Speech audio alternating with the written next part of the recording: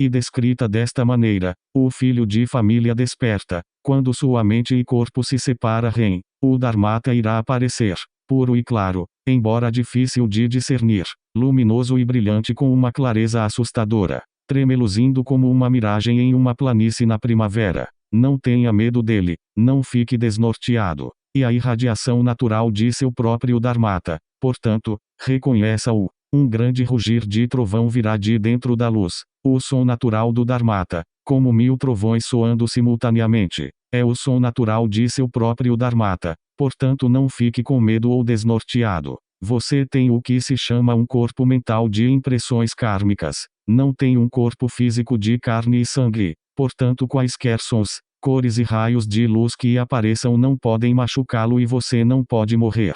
Basta simplesmente reconhecê-los como sua própria autoexibição e saber que isso é o bardo. O filho de família desperta. Se não reconhecê-los dessa maneira como sua própria autoexibição e se você não recebeu esse ensinamento, então a despeito de qual seja a prática de meditação que fez durante a sua vida, as luzes coloridas irão assustá-lo, os sons irão atordoá-lo e os raios de luz irão aterrorizá-lo. Se você não entender esse ponto essencial do ensinamento, não reconhecerá os sons, luzes e raios, e portanto irá seguir vagando pelo Sansara. Como Trungpa Rinpoche apontava, esse tipo de experiência alucinatória pode ocorrer durante nossa vida, embora não de uma forma tão extrema. Existe uma qualidade basicamente desolada, solidão e vacilação. Ela proham do medo do vazio, do medo de perder seu próprio ego e se tornar absorvido nas visões do estado desperto. Aquele súbito vislumbre de ausência de ego traz uma espécie de abalo.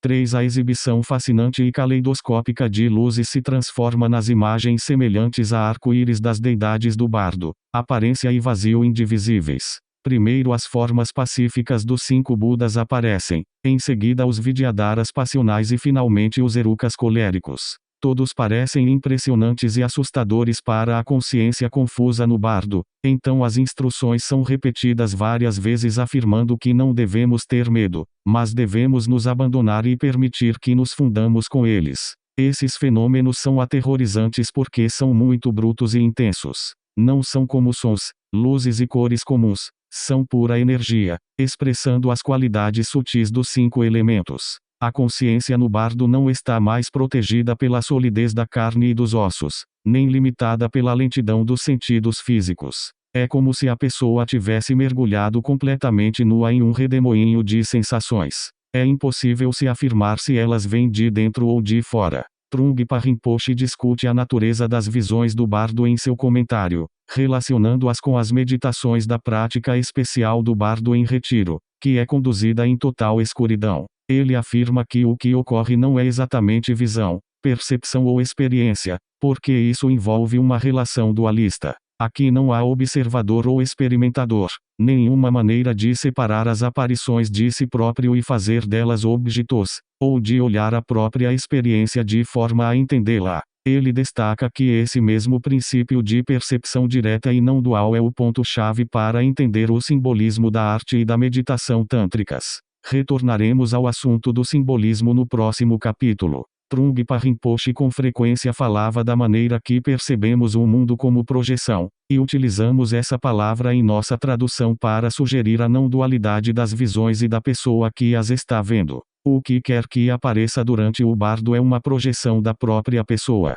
Isso simplesmente pretendia transmitir a ideia de que todas as visões vêm da própria mente da pessoa e são as manifestações de sua própria natureza. Entretanto, durante os anos que se passaram desde que a tradução foi publicada, descobri que projeção pode algumas vezes dar a impressão errada, especialmente no que diz respeito às deidades. Ela parece implicar algo falso e pode sugerir que as deidades não são nada além de projeções da nossa consciência dualista. Agora prefiro usar o termo autoexibição, que possui um senso de ambiguidade bastante apropriado, ajudando a sabotar nosso modo habitual de pensar de forma dualista. Sugere ao mesmo tempo, tanto a aparição das deidades a partir de nossa própria mente quanto sua própria aparição espontânea e autoexistente. O problema ocorre porque tendemos a pensar no ego individual comum como sendo o projetor.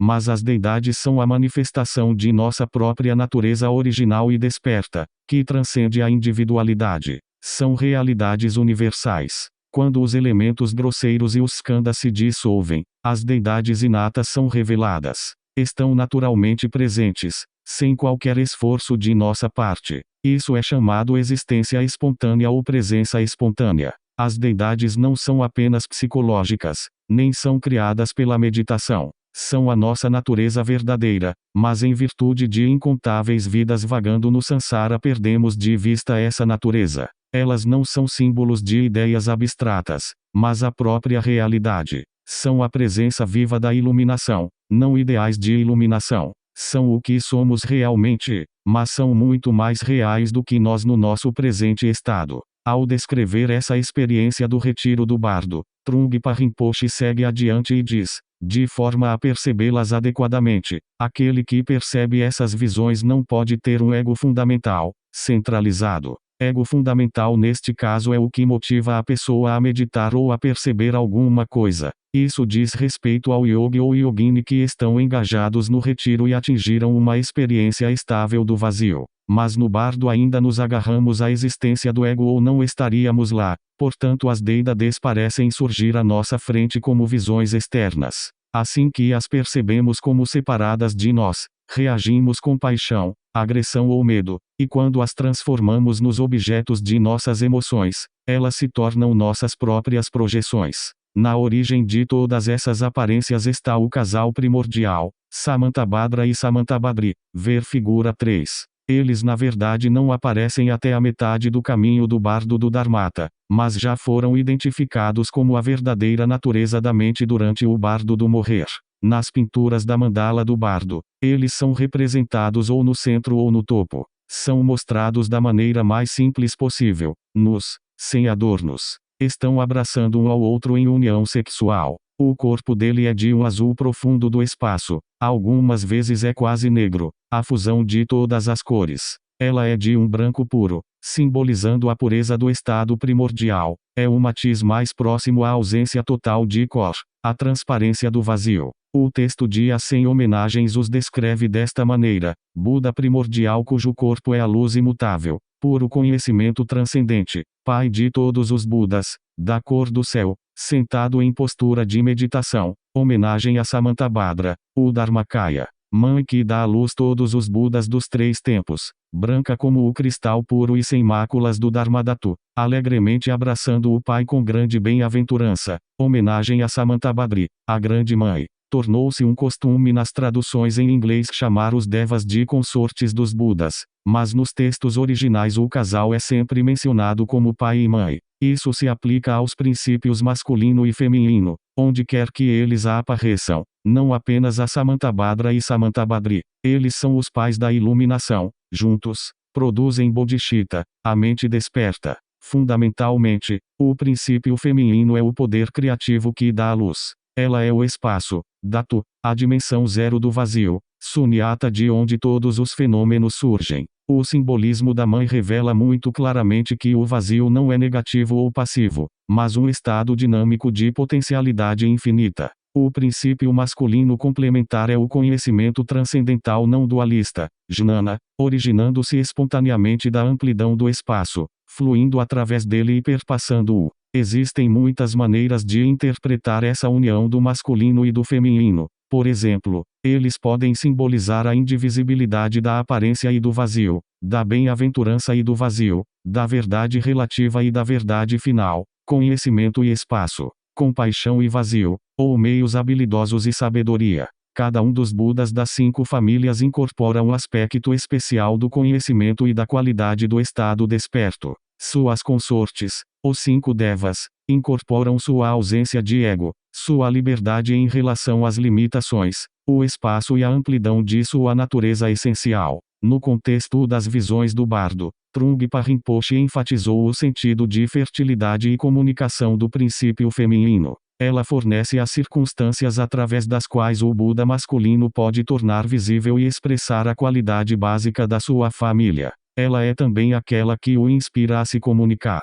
Algumas vezes nos Tantras, os Budas são descritos como estando totalmente absorvidos na bem-aventurança do Nirvana, e então são os Devas que os incitam, pedindo a eles que hajam e ensinem o Dharma em nome de todos os seres. Em resposta a essa solicitação, o princípio masculino se manifesta como compaixão, que só pode ser eficaz quando baseada no entendimento do vazio. A expressão do vazio é a sabedoria, a realização prática do verdadeiro significado do não ser, cortando através das ilusões de solidez, permanência, separação e limitação. A expressão da compaixão são os meios habilidosos, a aplicação sem hesitação de qualquer método que possa ser usado para ajudar seres viventes de qualquer maneira que seja possível. Portanto, a aparência das deidades de pai e mãe durante o bardo é a autoexibição da própria natureza da pessoa na forma da união desses dois princípios. O significado de sua união sexual é tão importante quanto seus significados individuais. Ilustra graficamente a absoluta inseparabilidade e independência dos dois elementos complementares do estado desperto. Mas, acima de tudo, é uma união estática que produz bem-aventurança. Bem-aventurança é a própria essência da iluminação, é o acordar do ser inteiro da pessoa em direção à experiência transcendente da sensibilidade. É chamada de a grande bem-aventurança que não se escoa, é inexaurível, não é afetada por nenhuma circunstância externa e nunca se dispersa nas emoções comuns dos 5 venenos. Quer as deidades em união sejam pacíficas ou coléricas, a expressão em seus rostos e a atitude de seus corpos revelam a bem-aventurança que os permeia totalmente. As visões que aparecem durante o bardo do Dharmata são coletivamente conhecidas como as 100 deidades pacíficas e coléricas. As deidades pacíficas são comuns a todas as tradições Vajrayana, mas as deidades coléricas são especificamente Ning, Ma e não são encontradas da mesma forma em nenhum outro lugar. Muitos mestres dizem que pessoas sem treino não terão essas visões de jeito algum e que só aqueles que são experimentados na meditação de Dzogchen as verão. Por outro lado, elas expressam realidades universais, portanto muitas vezes se afirma que aparecem para todos, porque são a manifestação pura da própria natureza da pessoa. Como vão aparecer é em que consiste a questão. Podemos nos sentir totalmente atordoados pelos sons, cores e luzes que as rodeiam, mas se estivermos acostumados à meditação, seremos capazes de ver essas impressões caóticas claramente como deidades familiares e de nos fundir com seus corações com confiança. A diferença está em se podemos reconhecê-las ou não. O reconhecimento é o ponto-chave durante o bardo. Podemos estar tão obtusos e estupefatos que não notamos absolutamente nada, da mesma forma que muitas vezes não temos consciência de ter quaisquer sonhos à noite. Talvez na manhã seguinte possamos apenas sentir que tivemos um sonho agradável ou um pesadelo confuso e perturbador. A analogia com sonhos é fácil de entender, mas exatamente o mesmo princípio se aplica à vida em vigília. As deidades estão presentes aqui e agora, mas não as vemos e interpretamos suas mensagens de modo completamente equivocado. O texto nos diz que Sansara é invertido e tudo aparece como luzes e imagens. Comumente, tudo dentro da nossa experiência inteira é construído e condicionado pelos 5 elementos, pelos 5 skandhas e pelos 5 venenos. Mas durante o bardo do Dharmata o Sansara é invertido. A experiência comum é virada de trás para a frente, de dentro para fora e de cabeça para baixo. Em vez de perceber somente o aspecto grosseiro e externo das coisas, experimentamos sua essência pura, original, vinda de dentro. Nossos próprios elementos se manifestam como os Devas, nossos skandhas como os Budas, e os 5 venenos são transformados nos 5 tipos de conhecimento desperto. O que quer que exista,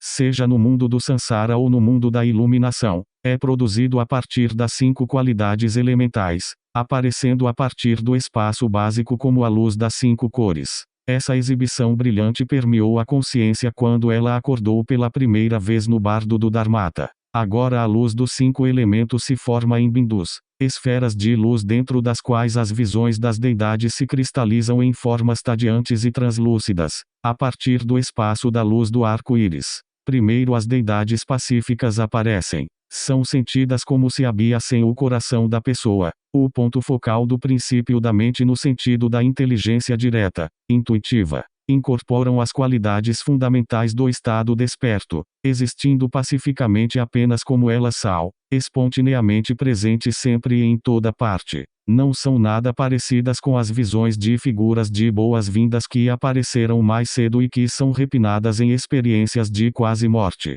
Nem são elas como as visões biosas tranquilizadoras e confortadoras de algumas experiências religiosas. Oluzindo sentimentos de bem-aventurança ou unidade cósmica, Rungpa Rinpoche as descreve como irritantes e até mesmo hostis, especialmente se a pessoa tem esse tipo de expectativa. Elas estão além de qualquer coisa que pudermos imaginar, um súbito lampejo de outra dimensão. Sua tranquilidade é uma paz completamente envolvente, impassível, paz invencível, o estado pacífico que não pode ser desafiado, que não tem idade, nem fim, nem início. Sua simples presença inspira tanta reverência que parece ameaçadora. A essência da compaixão não responde a quaisquer tentativas centradas no ego de se comunicar com ela, baseadas em esperança ou medo. Elas preenchem todo o espaço, toda a nossa mente, e os raios penetrantes de luz de seus corações iluminam cada canto do nosso ser, de tal forma que nada é deixado ao abrigo e não há nenhum lugar onde se esconder. As deidades das 5 famílias aparecem em suas próprias terras puras ou reinos, que são o ambiente ou campo do estado desperto. Assim como os 6 reinos do Sansara são produzidos a partir da mente, da mesma maneira são as terras puras. Por causa da tendência humana de rotular e categorizar para poder entender, diferenciamos aquele campo infinito e todo penetrante como as terras puras dos diferentes Budas. Também podemos percebê-las com a visão sagrada e criá-las através de atividades iluminadas. Mas, já que não nos reconhecemos e aos outros seres viventes como deidades, não reconhecemos as terras puras ao nosso redor. Em vez disso, interpretamos equivocadamente a experiência de vida como os 6 reinos do Sansara. Portanto, durante o bardo, nossas tendências para criar os mundos de sonho dos 6 reinos também se manifestam, aparecendo como caminhos convidativos de luz colorida. As visões do bardo são descritas como acontecendo em uma sequência de dias, mas não devemos considerar isso literalmente. Assim como acontece com o padrão da mandala em termos de espaço, a mente humana necessita do apoio de uma estrutura familiar para chegar a termos com a realidade inconcebível que está por trás dela. E inevitavelmente pensamos no tempo como se movendo do passado para o futuro, um dia depois do outro. Mas isso não quer dizer que os eventos irão necessariamente seguir a ordem descrita aqui, ou, mesmo que o tempo linear é relevante no estado de pós-morte. Em qualquer caso, esses dias são definidos como a extensão de tempo, durante a qual a pessoa consegue permanecer concentrada sem distração.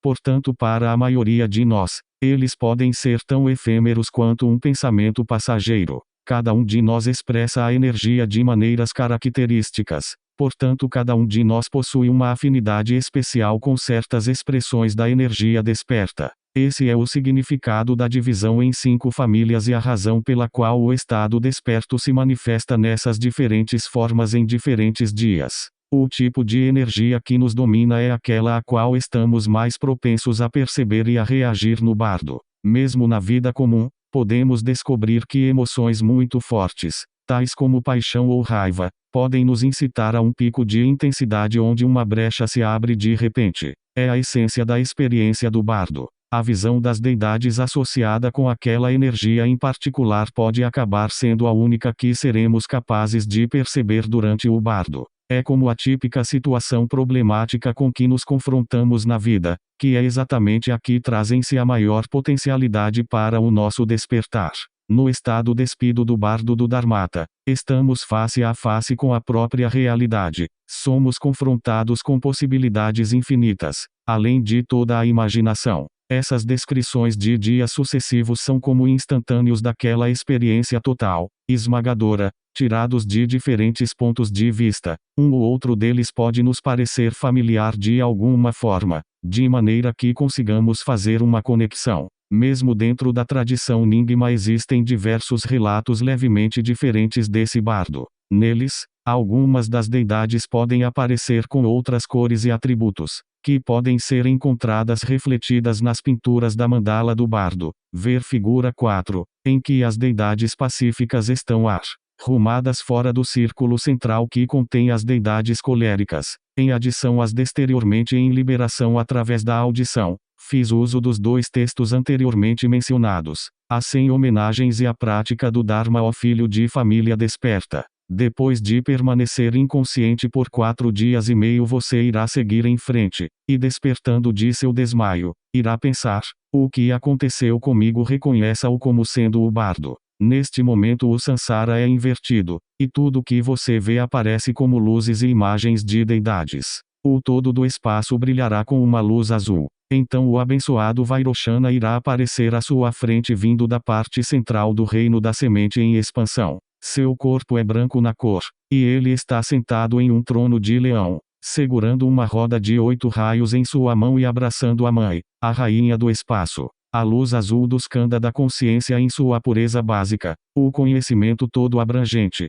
claro e brilhante, vivo e fascinante, virá em sua direção do coração de Vairochana em união com sua consorte, e penetrará em você de tal forma que seus olhos não a suportarão. Ao mesmo tempo, a luz suave dos deuses irá também penetrá-lo, ambas de lado a lado. O elemento espaço contém todos os outros elementos. Portanto é o primeiro a se manifestar como luz azul a partir do vazio luminoso da natureza fundamental da mente. A família é a do Buda, aparecendo dentro de sua própria terra pura no centro da mandala dos 5 Budas. O nome desse reino é literalmente o Bindu em expansão, o ponto em semente que contém o todo da existência e se espalha infinitamente para permear e abranger toda a extensão do espaço. Ao final desta seção, ele é também chamado por um outro nome, o reino da série densa. Ambos os nomes transmitem um sentido de totalidade e densidade. Dentro de cada átomo existem tantos Budas quanto existem átomos no universo.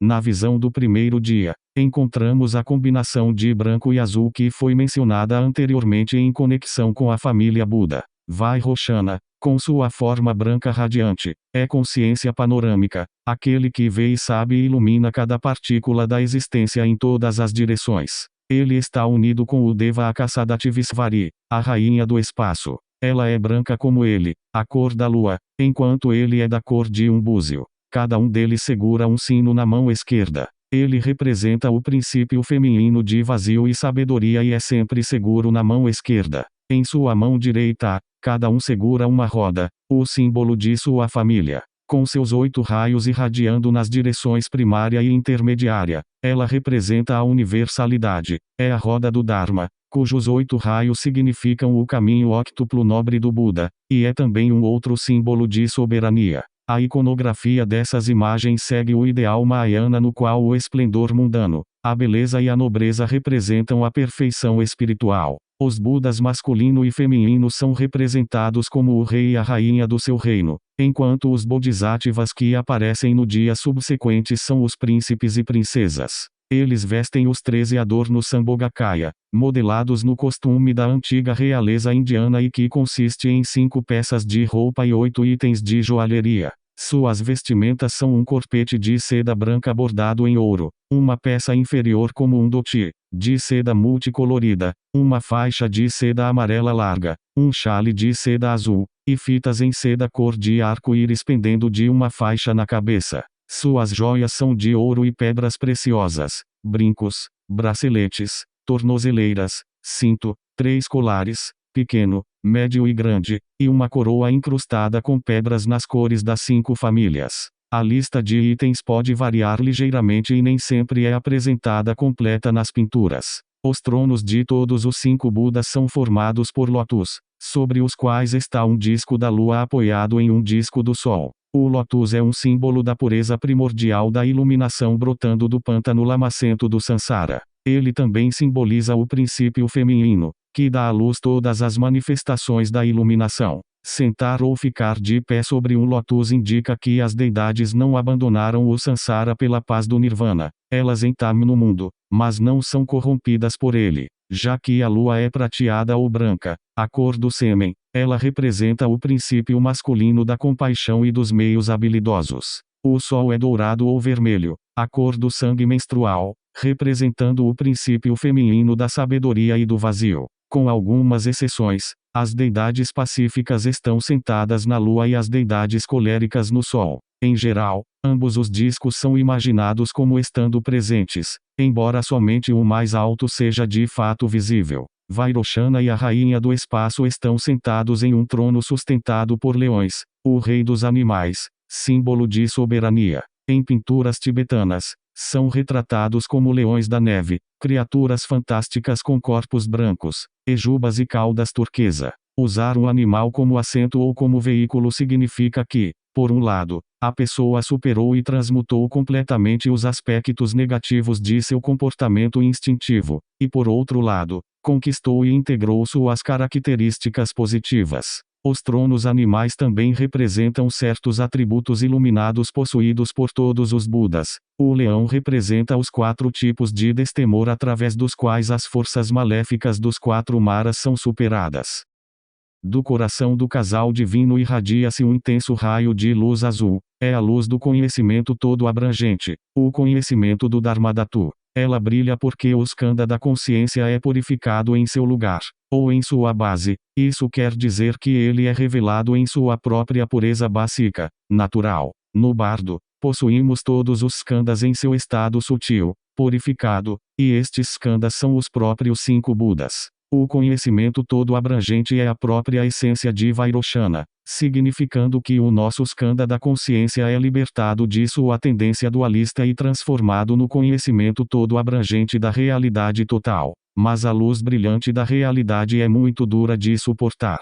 É cegante e irresistível conforme flui em nossa direção, penetra o coração como uma espada afiada. Ao mesmo tempo, outra luz flui em nossa direção, convidativa, suave e prazerosa, e um raio de luz branca que forma um caminho que leva ao reino dos deuses, criada pela ignorância e pela ilusão. Ignorância significa ignorar e se fechar para a claridade e a amplidão da consciência panorâmica. Por causa dos efeitos negativos de ações passadas, os mortos ficarão aterrorizados pela irradiação azul lancinante e penetrante e tentarão escapar dela, mas se sentirão atraídos pelo fulgor branco, prazeroso e tranquilizante da ilusão. Se seguirem esse caminho, irão vagar pelo reino dos deuses e circular entre os 6 tipos de existência. Os caminhos que levam aos 6 reinos são percebidos como luzes mais suaves porque é sempre mais fácil reverter para padrões habituais de comportamento do que se abrir para uma forma inteiramente nova de ser.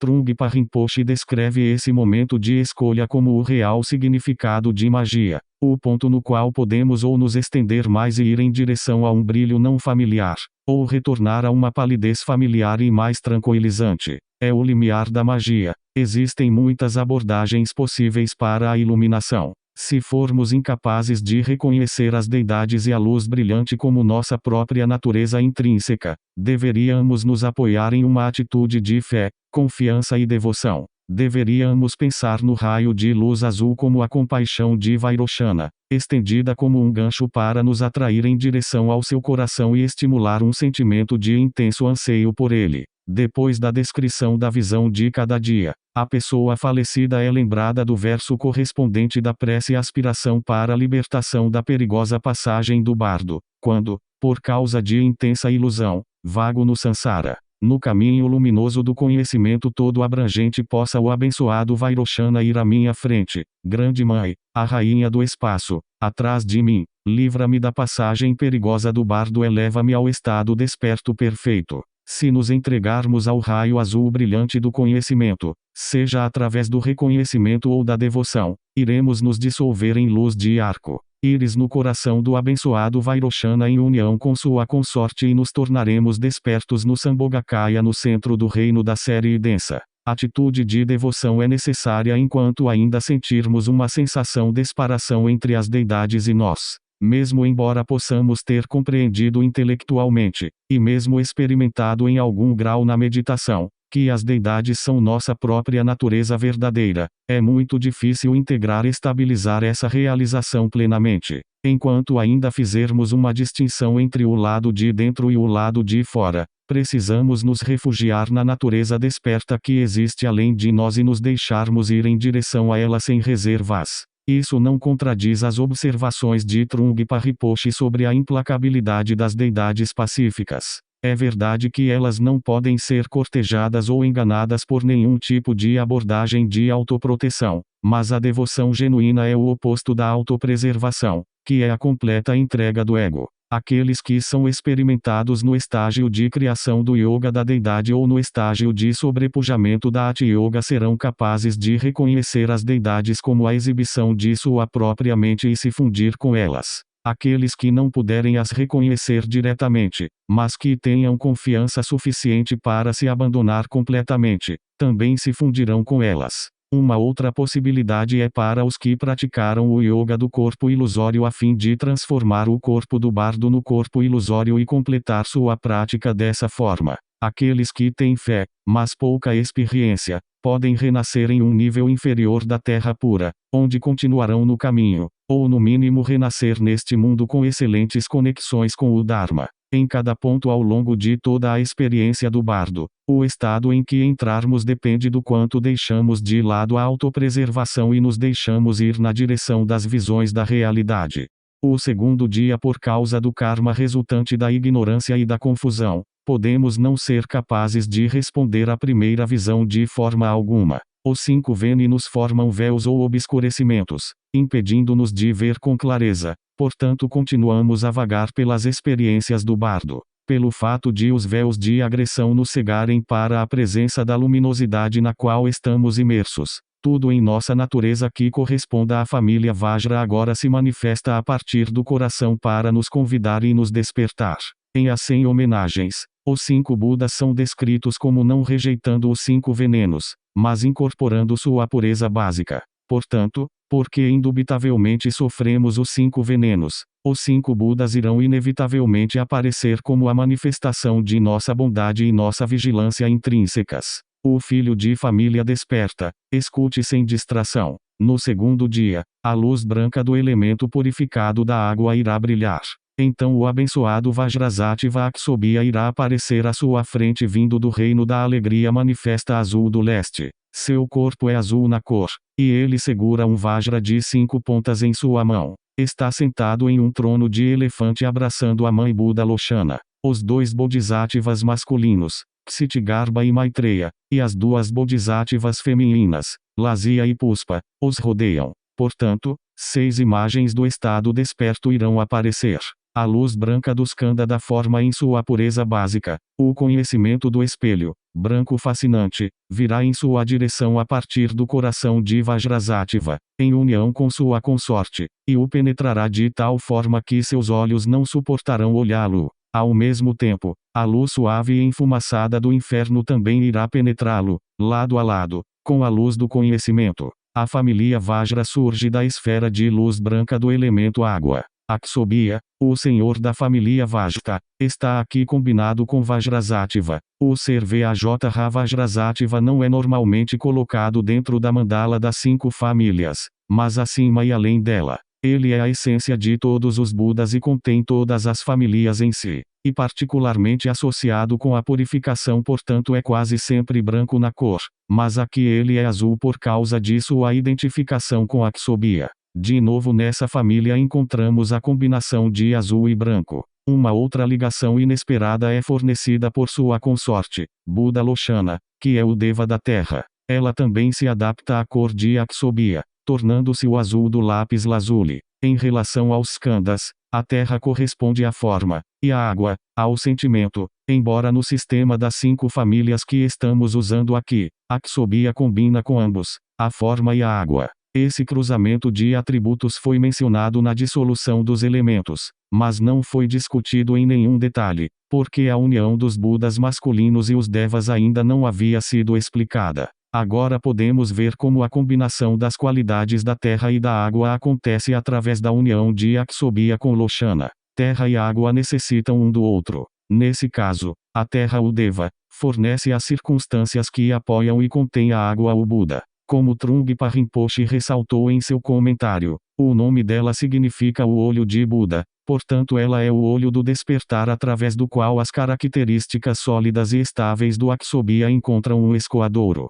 Ela abre, ela fornece a saída ou ativação da coisa inteira, o elemento da comunicação. Cada um dos pares segura um sino na mão esquerda e um Vajra de 5 pontas na direita. As 5 pontas de cada lado do Vajra representam os 5 Budas masculinos e femininos. Portanto, mais uma vez somos lembrados do princípio da totalidade inerente em cada uma das famílias. Akshobhya e Lochana estão sentados em um trono apoiado por elefantes, sugerindo a imobilidade e a força da família Vajra. O elefante muitas vezes simboliza a mente, selvagem e perigosa de início, mas inteligente e rápida nas respostas desde que esteja domada. Aqui ele representa a posse das 10 forças dos Budas, originando-se das 10 qualidades do conhecimento sobrenatural e espiritual. Ao redor do casal central está a sua família de Bodhisattvas. Os Bodhisattvas são frequentemente chamados de filhos e filhas dos Budas. Em um sentido geral, todos os Bodhisattvas representam o princípio do engajamento ativo pelo bem-estar dos outros. São a manifestação viva de todas as qualidades da iluminação no mundo à nossa volta. Durante as visões do bardo, 16 Bodhisattvas aparecem, 8 masculinos e 8 femininos, organizados em grupos de 4 em cada um dos 4 pontos cardeais. Eles aparecem porque também fazem parte da nossa natureza. Os 8 Bodhisattvas masculinos são bastante conhecidos como figuras independentes, cujas histórias são contadas nos Sutras Mahayana. Eles têm também muitas formas diferentes além daquelas que são encontradas aqui, já que personificam o princípio masculino dos meios habilidosos compassivos. Cada um transmite seu próprio tipo de compaixão, que pode ser mais suave ou mais poderosa, ou pode desempenhar uma função especial ou ainda ser dirigida para seres conscientes em uma situação particular. Como um grupo, representam a purificação natural das 8 qualidades de consciência. Isso significa que cada experiência, sem exceção, pode ser desfrutada livre de apego de uma maneira desperta, com a atitude de contribuir positivamente para a iluminação e a felicidade de toda a existência. Os 8 Bodhisattvas femininos são algumas vezes conhecidos como deusas de oferenda ou Puja Devas. Representam a transmutação dos objetos das 8 qualidades de consciência. Isso significa que tudo que se origina nos campos dos sentidos, incluindo a mente, seja bom ou ruim, agradável ou desagradável, alegre ou triste, é oferecido ao estado desperto e torna-se uma inspiração para despertar. O feminino sempre simboliza o vazio. Em sua forma exterior, esses 8 devas exibem vários tipos de desfrute sensorial, mas interiormente incorporam seu vazio essencial. Sem o princípio da transmutação, tudo o que experimentamos simplesmente perpetua o samsara. Alimentos e bebidas e todos os outros prazeres sensuais alimentam apenas o nosso corpo e a nossa mente grosseiros. Portanto, no fim das contas, eles conduzem à morte. Mas ao oferecê-los aos Budas, o que significa desfrutá-los com a consciência de nosso estado desperto inato, eles podem ser transmutados em Amrita, o elixir da imortalidade. Os Bodhisattvas masculino e feminino não são dispostos em pares com seus casais correspondentes, mas simplesmente colocados em círculos gato ao redor do trono do casal central, de acordo com sua afinidade individual com as famílias Vajra, Ratna, Padma e Karma. Todos eles tomam as cores de suas respectivas famílias. À direita do trono está Kshitigarbha, essência da terra. Ele representa a fertilidade e o crescimento, e conhecido por sua dedicação a ajudar seres nos reinos inferiores, especialmente nos infernos, que estão aprisionados dentro ou abaixo da terra. É da cor de uma montanha nevada. Traz um feixe de juncos em sua mão direita, simbolizando o produto da terra, e um sino em sua mão esquerda. Incorpora a consciência da visão, que, como é dito em as 100 homenagens, não deveria ser rejeitada como uma parte impura do Sansara, mas aceita em sua pureza natural. Do lado esquerdo está Maitreya, a amizade. Ele é a presença viva da bondade amorosa, o amigo verdadeiro e companheiro constante de todos os seres. Está destinado a ser o Buda da próxima era, assim como Sakyamuni é o Buda da presente era. Seu corpo é da cor de uma nuvem branca. Ele segura um sino em sua mão esquerda. Em sua mão direita, está uma rama bem de flores brancas. Elas provêm da perfumada árvore Nagshampa indiana, sob a qual está previsto que ele irá atingir a plena iluminação como o futuro Buda. Ele representa a consciência pura da audição. À frente do par central de deidades, está Lazia, dança.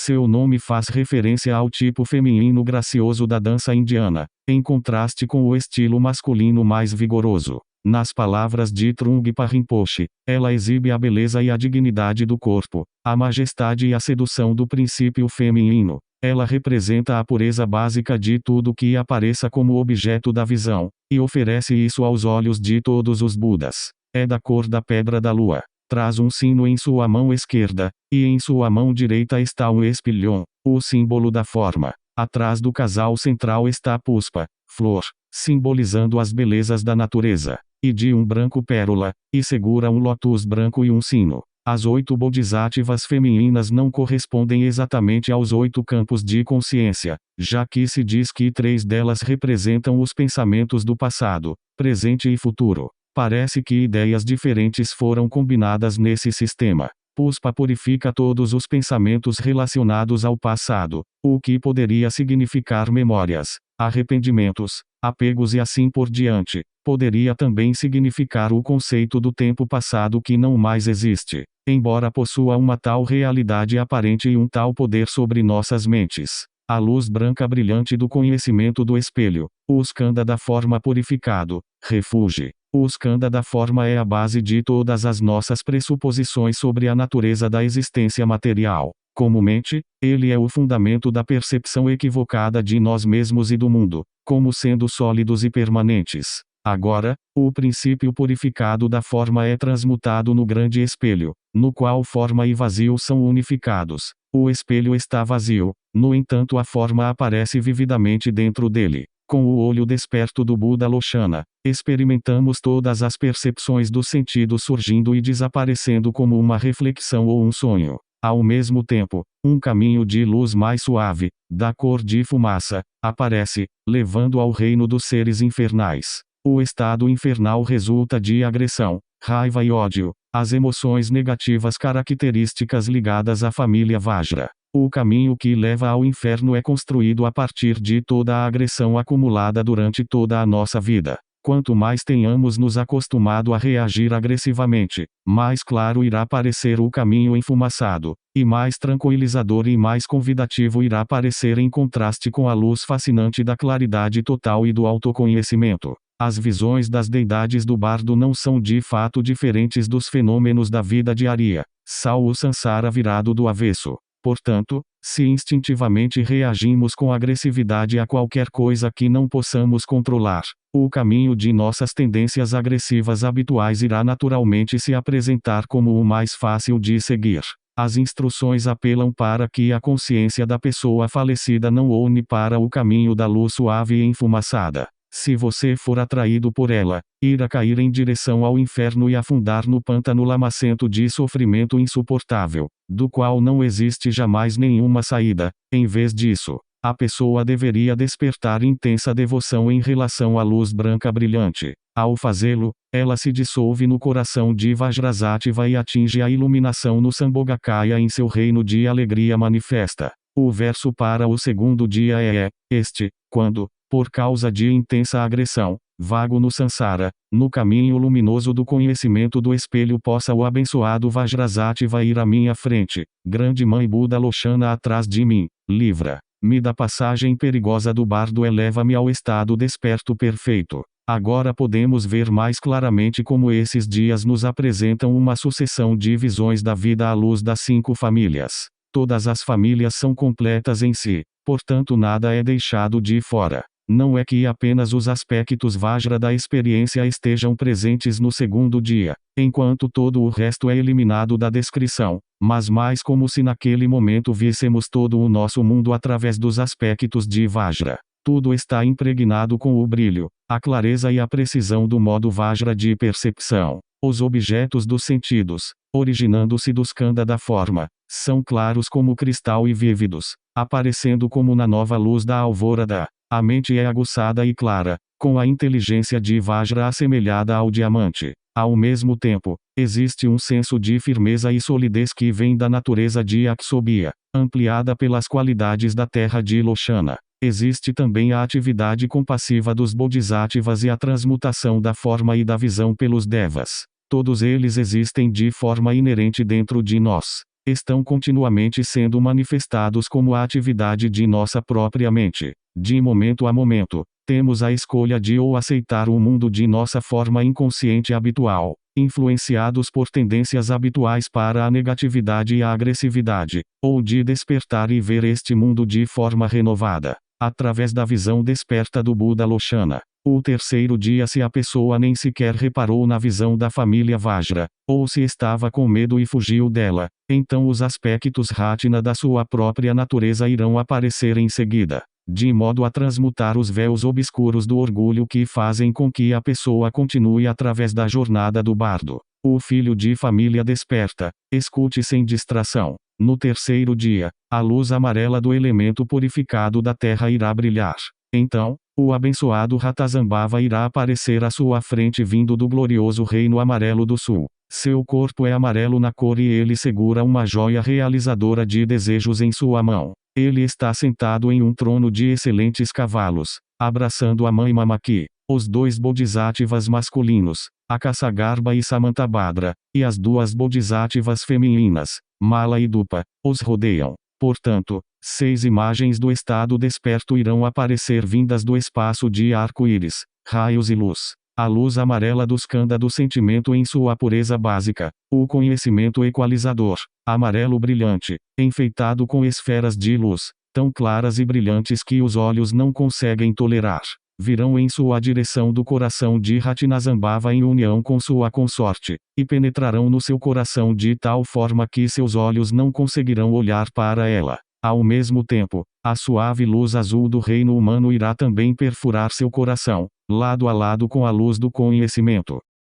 Dentro da esfera de luz amarela do elemento terra, as deidades da família Ratna aparecem. Mamaki, a essência da água, é a mãe da família, complementando a terra de Ratnazambhava, o pai. Ela fornece o elemento de fertilidade que posita é raer produtiva. Seus corpos são dourados, e cada um segura um sino e uma joia, a pedra dos desejos que realiza todos os desejos. Seu trono é apoiado por cavalos. Na antiga Índia, cavalos eram a propriedade mais estimada da casta regente e da casta guerreira, portanto sua presença contribui para a atmosfera geral de orgulho, riqueza e nobreza que caracteriza a família Ratna. O cavalo representa a realização das 4 bases da habilidade miraculosa, que são como as suas 4 pernas, com sua velocidade e resistência mágicas. Na direita está Samantabhadra, bondade universal. Como um bodhisattva, ele é diferente do Buda primordial Samantabhadra. É amarelo topázio, segura um sino e uma espiga de milho, simbolizando a fertilidade, e representa a consciência do olfato. É conhecido por sua generosidade em fazer vastas oferendas a todos os Budas através do espaço e do tempo. Aqui ele personifica particularmente a bondade da terra, com seu senso de infinita abundância, confiança e estabilidade. Na esquerda está a Akasagarbha, essência do espaço. É de uma rica cor dourada, segurando um sino e uma espada. Uma espada sempre transmite a ação da sabedoria compassiva cortando através da confusão. Sua presença sugere o espaço que circunda a Terra, no qual tudo pode crescer e se mover. Ele é a extensão do céu que a Terra necessita para exibir suas qualidades e para equilibrar sua própria solidez. Representa a consciência do paladar. À frente está a mala, guirlanda. É de um amarelo açafrão, segurando uma guirlanda e um sino. Com gestos graciosos, oferece suas guirlandas, tecida com flores da terra, como adornos para os Budas. Representa os conceitos de todos os fenômenos, os objetos da consciência mental. Atrás está a dupa, incenso, e de uma cor amarela, como a joia simbólica da família Ratna. Personifica os objetos do sentido do olfato, e segura uma tigela de incenso com a qual oferece o desfrute do aroma. A fragrância do seu incenso permeia a atmosfera, enchendo todo o ambiente com bondade e frescor. O conhecimento equalizador brilha a partir do coração de Ratnazambhava como um raio de luz amarela brilhante. Pelo fato de Mamaki ser a essência do elemento água, o skanda do sentimento que acompanha a água é agora associado com a família Ratna. Sentimento é a raiz de todas as sensações, agradáveis, desagradáveis ou neutras que por seu turno leva às emoções de atração, aversão e indiferença. Quando o skanda do sentimento é purificado, isso não quer dizer que as distinções entre as sensações desapareçam, ou, que cessemos de experimentar emoções, mas que não somos mais escravizados por elas. O conhecimento equalizador da semelhança liberta-nos para apreciar o sabor único, essencial, que se encontra no coração de toda a experiência. O mundo Ratna é permeado por uma atmosfera de riqueza, prazer e positividade. A terra pura de Ratazambhava é chamada de o Reino Glorioso por causa de todas as qualidades da iluminação gloriosas,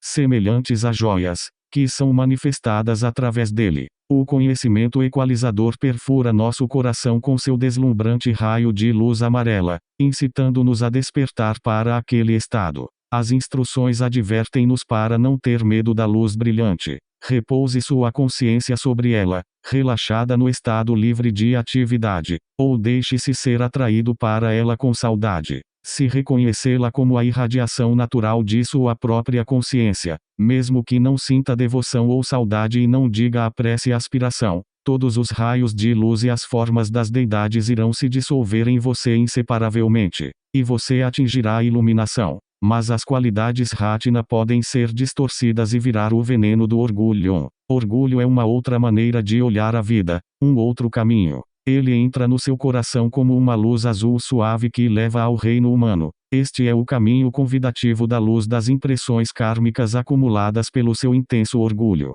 Se for atraído por ela, irá cair no reino humano e experimentar nascimento, velhice, morte e sofrimento, e nunca escapará do pântano lamacento do Sansara. É um obstáculo que bloqueia o caminho da liberação, portanto não olhe para ele, mas abandone o orgulho. O verso para o terceiro dia é o que se segue, quando, por causa de imenso orgulho, vago no Sansara, no caminho luminoso do conhecimento equalizador possa o abençoado Ratnazambhava ir à minha frente, grande mãe Mamaki atrás de mim, livra-me da passagem perigosa do bardo, eleva-me ao estado desperto perfeito. Ao estimular a fé genuína e a confiança na realidade de nossa natureza desperta, conforme expressa através das características Ratna, podemos nos dissolver no coração de Ratnazambhava e atingir a iluminação em seu reino glorioso. O quarto dia o texto nos assegura que a liberação é certa quando entramos neste caminho, mas pode haver aqueles que ainda são incapazes de reconhecê-lo por causa dos efeitos maléficos de suas ações passadas.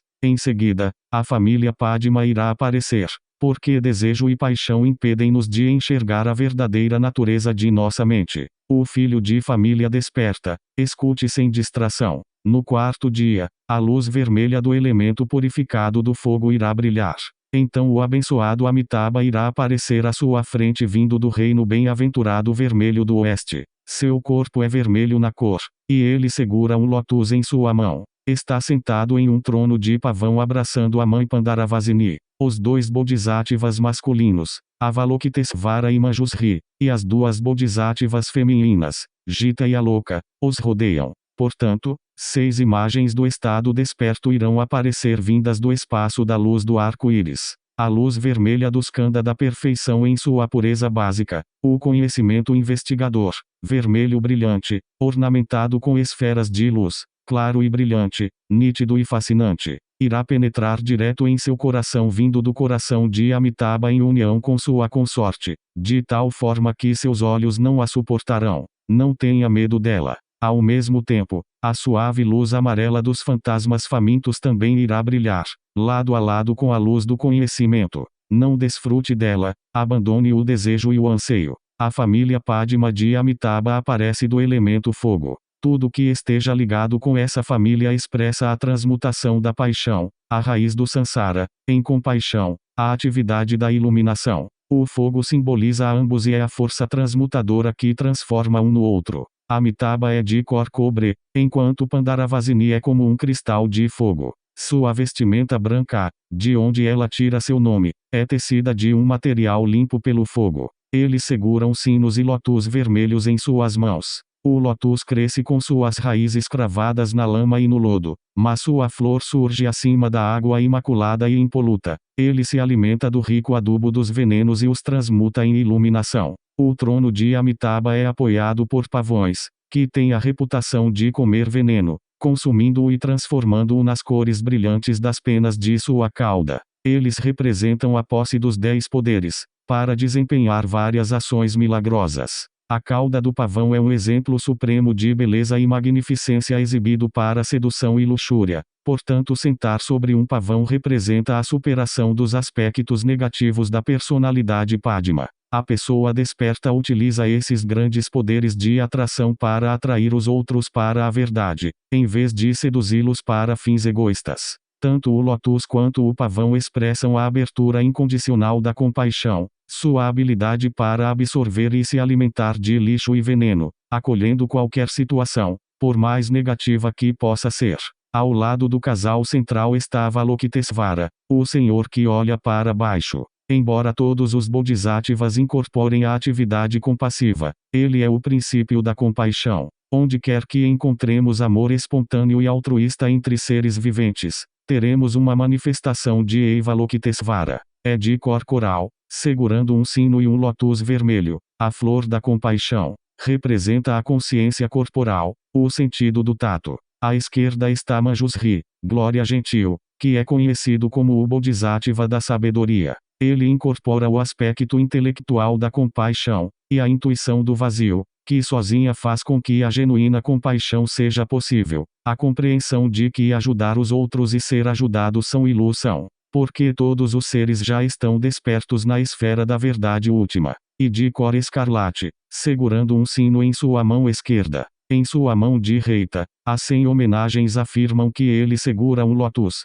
enquanto a prática do Dharma dá a ele uma espada. Esse é seu atributo habitual, a espada da sabedoria que corta através dos nós da confusão e da dúvida. Mas os dois são frequentemente combinados, como uma espada apoiada sobre um lótus. Ele representa a consciência mental. À sua frente está Gita, canção. É da cor da flor do hibisco vermelho. Toca um instrumento de cordas, que originalmente teria sido o instrumento indiano Vina, mas nas pinturas tibetanas se parece mais com um violão. O violão parece ser uma imagem apropriada para usar no Ocidente. Ela toca nele para acompanhar suas canções de oferendas para os Budas, representando os objetos do sentido da audição. Atrás está a louca, luz. É da cor de um lótus vermelho, e segura uma lâmpada de brilho forte, oferecendo luz para todos os Budas. Ela purifica o conceito do futuro e todos os pensamentos, planos, esperanças e medos relacionados a ele. A fascinante luz vermelha que flui do coração de Amitabha e de Pandaravasini é a luz do skanda da percepção transmutada em conhecimento investigador.